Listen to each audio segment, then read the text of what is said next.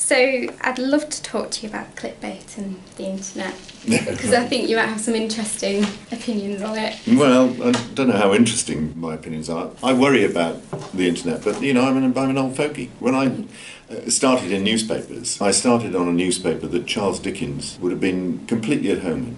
You know, really, it could have been in Victorian time. The print was set up by liquid metal on liner-type machines, and it was done exactly as it was in Victorian times. I'm an old fogey, and I think to kind of rail against what's new is rather dangerous for somebody at the end of a career, really. Not worse than dangerous, rather pathetic in a way.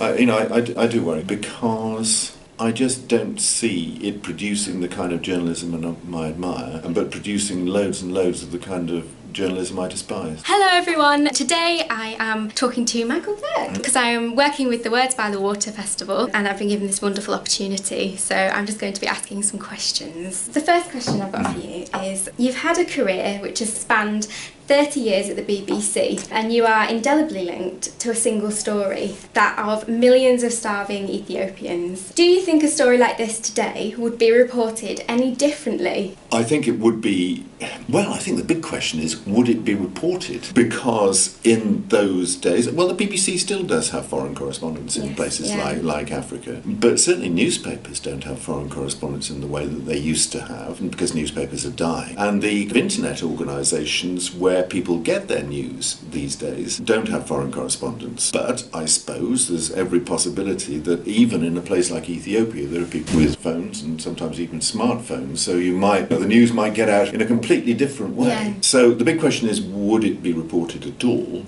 with the way the news media is going at the moment? And your other question, which I suppose is almost as interesting, is would it be reported in the same way? I don't think it would, for one good reason and one bad reason. The good reason would be, in 1984, I am white, middle class and English, and there was an objectivity about the reporting. I'm standing back and describing what's going on from a detached position. The style now is for a lot more emotion, a lot more attempted empathy, at the expense perhaps of some of the detail of the analysis of what's going on. And I think that's both good and bad. Good because there would be more acknowledgement of these people as human. I don't mean to sound that I was insensitive, or I hope I wasn't insensitive, but it was me reporting on them, not with them, if you know what I mean. I think there would now be an attempt to empathise, which in one way is good and in another way is bad, because somebody who does it well can have a profoundly touching impact,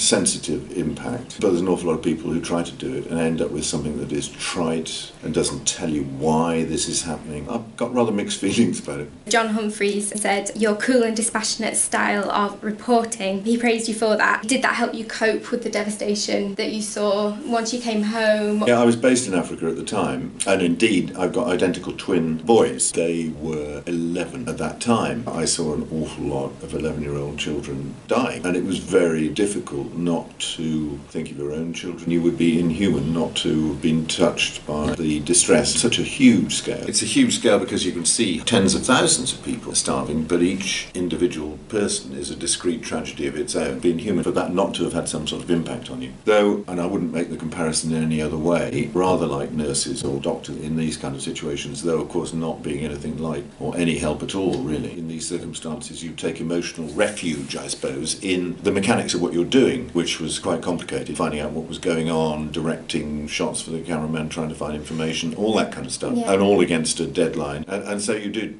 I think, cope by taking refuge in the mechanics of the task you have in hand. It's only, I think, afterwards that the full emotional import of what you've seen and what you'd experienced, because it's not just what you see, you know, it's the smell and the touch and women trying to give you their children, all this kind of stuff, and each individual story that you come across, the dreadful things that are happening to people that you're filming. I think the full impact, like a lot of these things, actually comes a long time, little time sometimes, or even a long time afterwards.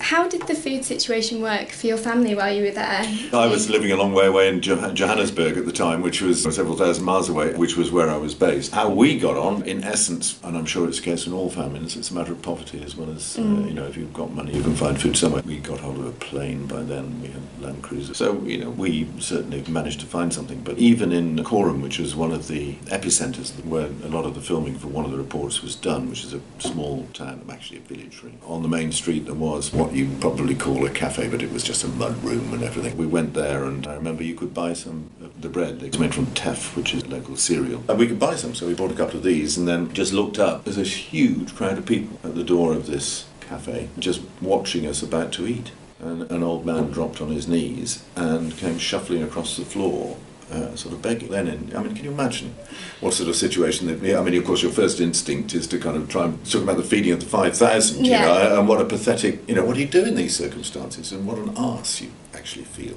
And those sort of situations are like that. You're just filled with a sense of lack of self-worth, I suppose, because of your inability actually to help in any meaningful way. You're not a doctor, you're not an aid worker, you're actually, you kind of feel rather badly about yourself. What are you doing there? You're a kind of misery tourist, really. And, so it wasn't, from any point of view, a pleasant experience. It's a bit sad that you feel like that, because you did help bring so much awareness to it. Well, you didn't know that at the time. No.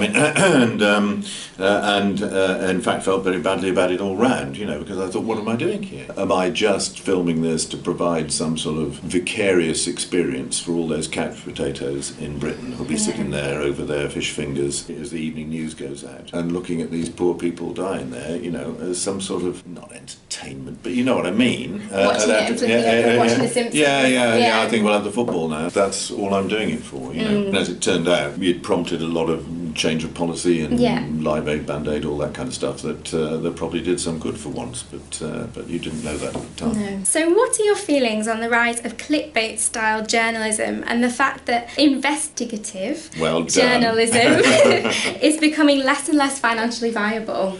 Well, it's not financially viable at all, is it? The problem, as I see it, but again, I'm superannuated, so I'm part of the past in all this, is that newspapers are dying, and they're obviously dying, and very fast. Yeah. And the only way for them to survive is to move on to the internet. But the kind of real estate of the internet is owned by people like Facebook and Google, who actually make the money out of it. Yeah. And newspapers just have this existential problem of not being able to make money out of, even though they do get people clicking onto their sites and so on, it is very difficult for them to make money out of the internet paper. Sorry, it's a contradiction in terms, but you know what I mean. All newspapers are cutting back all the time. They're sacking people all the time. They've barely got enough reporters to do any normal kind of reporting, let alone the kind of expensive investigations that you talk about. It's still being done, but less and less. And you can see it disappearing altogether. And documentaries disappeared from television. There aren't any actual documentaries anymore. There's Panorama and there's just on the BBC and Channel 4 Dispatches that still keeps a bit of the flag flying, but not as there was in the past. Money for really serious news and current affairs documentaries. So it's not just newspapers, it's all round. And I just don't see the internet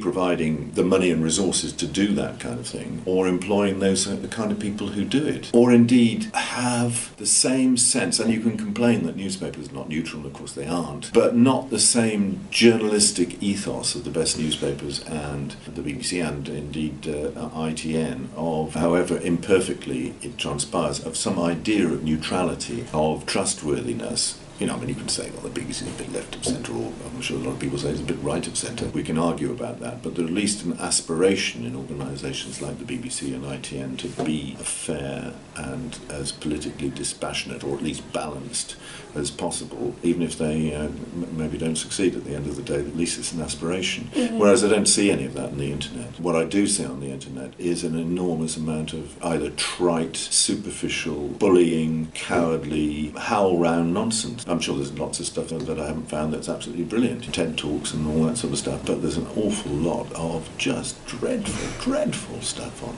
and I don't like it. I saw a talk yesterday, and a quote that I found really interesting was, it was to do with the private eye, and they were saying that the editor at the time when things were starting to go on the internet, basically, isn't it exciting that newspapers are becoming their own biggest competition, basically, by putting it for free online? And that's the way the world's gone, isn't it? It's cannibalising themselves, I think. I found found a couple of clickbait-style articles about you. Oh dear. Why do you think people suddenly care about what Kim Kardashian wore to the Oscars when no one would have cared at all 40 years ago? Well, I don't know. I don't even know who Kim Kardashian is, you know. I find the cult of celebrity nonsense. The idea of being famous for being famous, not because you can do something or you have some skill or anything. You're just famous because you're famous. And having said that, I did do I'm a Celebrity, Get Me Out of Here. So, it was around that time, yeah, so, you know, how's that for hypocrisy? It was absolutely fascinating because I was in that really rather ludicrous situation that after nearly 50 years on television, I was famous overnight. You know, I mean, it was an extraordinary different level of recognisability if you go on particularly that reality television show, because that one's the daddy of them all in terms of how many people watch it. And all the people I know say, well, we never watched that kind of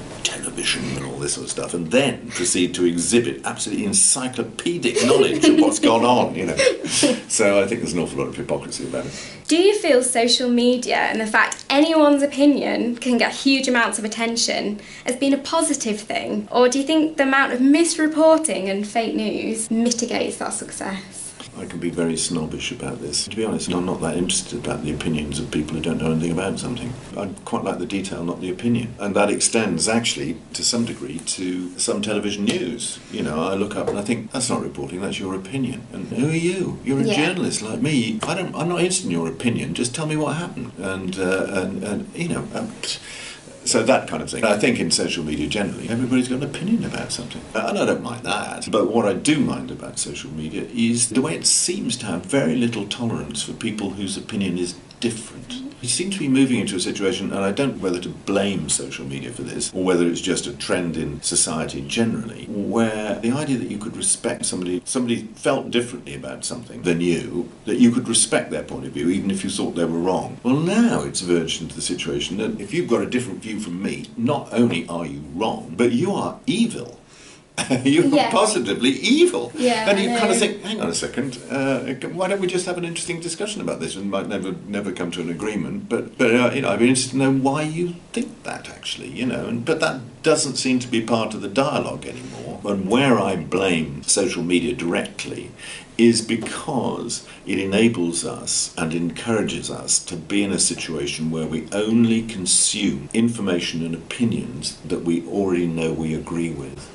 You don't follow the Twitter account of Nigel Farage if you don't agree with Nigel Farage. No, exactly. So despite all the things that you can access, people actually seem to be less and less coming into contact with views that they don't hold. And this is kind of reinforcing people's sense of their own righteousness and not contesting them, and actually in that way making them less prepared to expose their ideas to somebody who's different. And I think that's dangerous. I have to agree. I think social media, especially with celebrity, it's made people seem human. I think that's why series like The Crown on Netflix, the Queen seems very human on it, and it's sort of brought down. I think that has had a huge impact on how we consume media, because we want to feel a connection with somebody, or like they could live next door to us. I thought The Crown was, well, it continues. It just had the second series, and there will be more. I thought it was terrific. Yeah, I mean, really. It made me like the Queen more, if I'm honest. Well, I thought, what's her name? Claire Foy, isn't it? Who played the Queen. I thought she was absolutely pitch perfect, wasn't she, as a Queen? And I thought it was brilliantly written. Peter Morgan, the writer, I had to actually interview for the Radio Times.